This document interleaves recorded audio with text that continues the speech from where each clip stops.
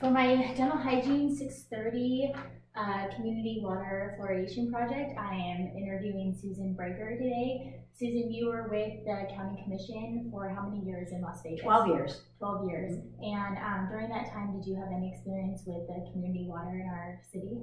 We did. I sat on as Southern Nevada Water Authority Board, and we oversee the Las Vegas Valley Water District. So being there gave you the insight to some of the situations that come across. Awesome.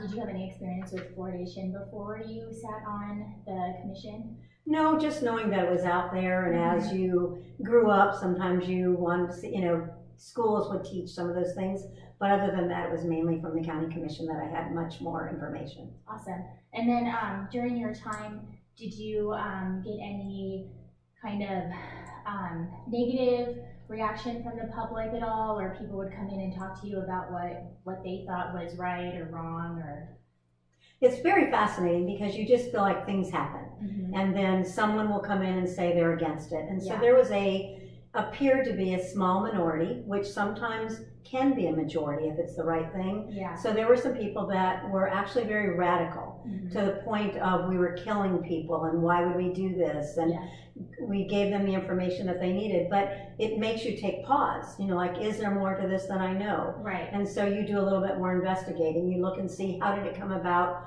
Why does Clark County have the fluoridation in their water? And why did Clark County decide to start water fluoridation? I know it was passed in 1999. Was there any legislation before that didn't get passed, or was it right during that time that it was put out to the public and the public voted on it and then it got implemented?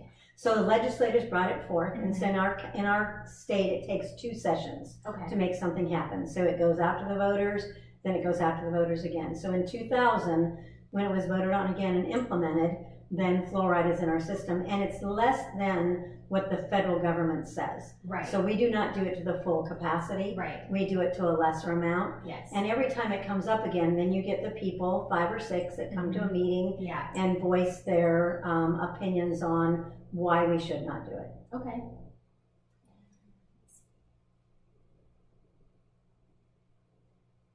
And then for the public, do you know of any reliable sources for them to go and look at about the fluoride that's in our water? And for those people who don't have, let's say, the internet, is there somewhere where they can walk into an office and they can be educated or be given a handout for them to read about fluoride and what's in our water? Yes, they can go to Las Vegas Valley Water District, which is on West Charleston and Valley View.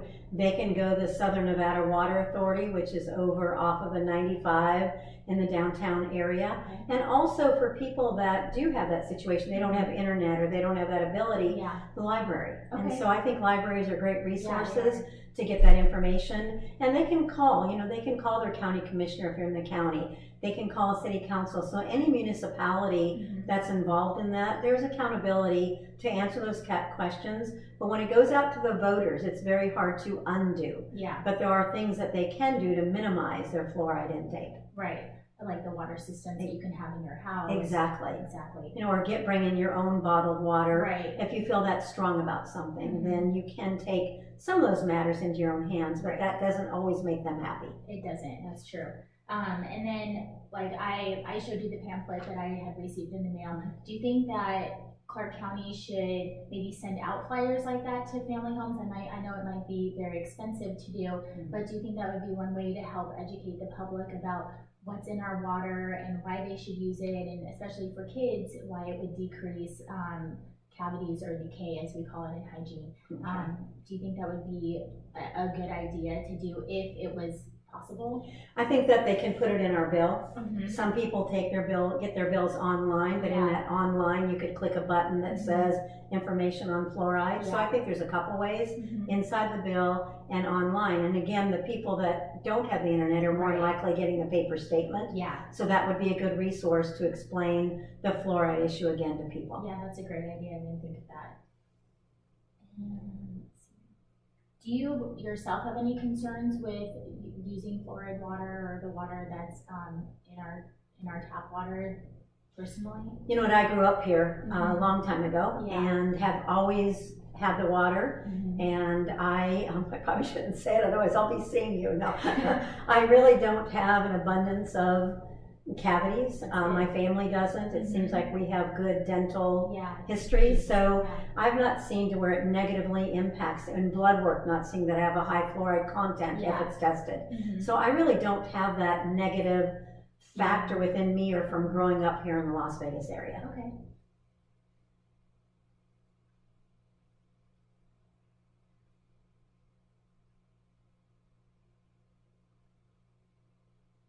And then, did you know that before you sat on the county commission, that for over 70 years that the U.S. has been fluoridating the water, and that it's one of the biggest public health success stories ever, that before community water fluoridation, we had rampant caries throughout the U.S., and then since they started water fluoridation, huge decrease in the amount of cavities in kids and in adults.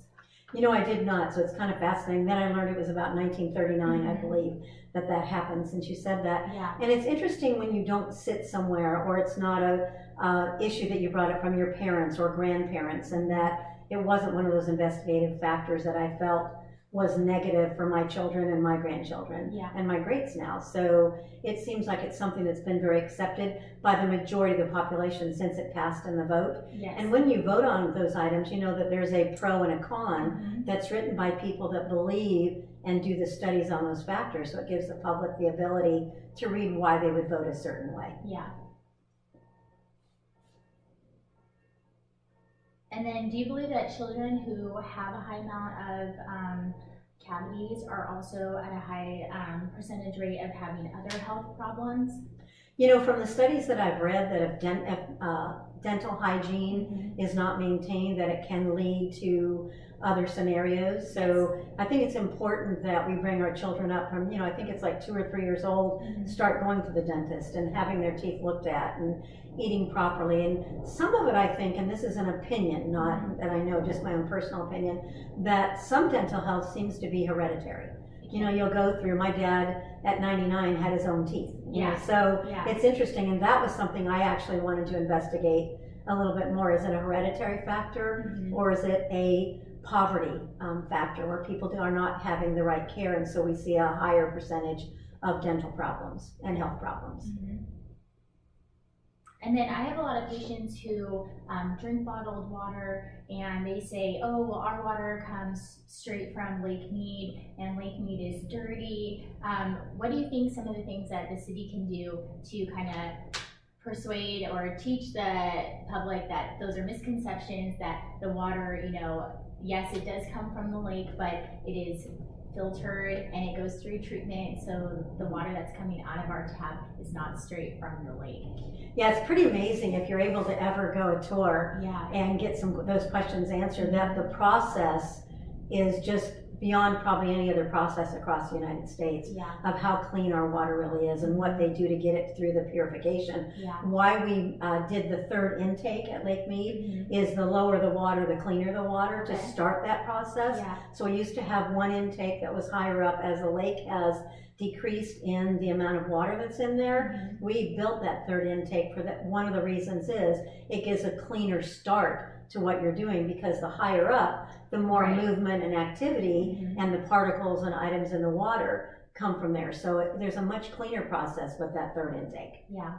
And then, do you think with the whole United States, do you think if they found an optimal amount of fluoride in the water to be added, do you think that that would help with people accepting it and understanding why this certain amount is put in our water, instead of how kind of every county, every state has their own level that is acceptable? You know, sometimes doing something the same doesn't always make it right.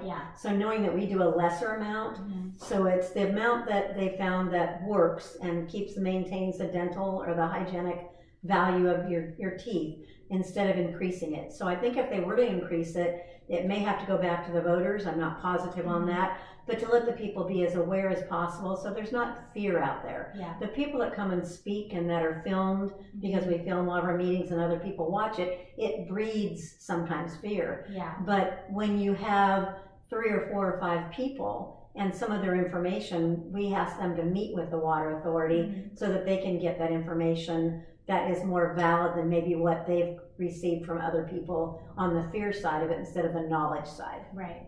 And do you know how often the water is tested here in Las Vegas? You know, they're constantly working on the water. So we have a laboratory and we have people that work there. Yeah. It's not something that's done once a year to make sure the water's okay. There's an absolute system to what we do. And, you know, you'll see some of those water based systems like on Flamingo.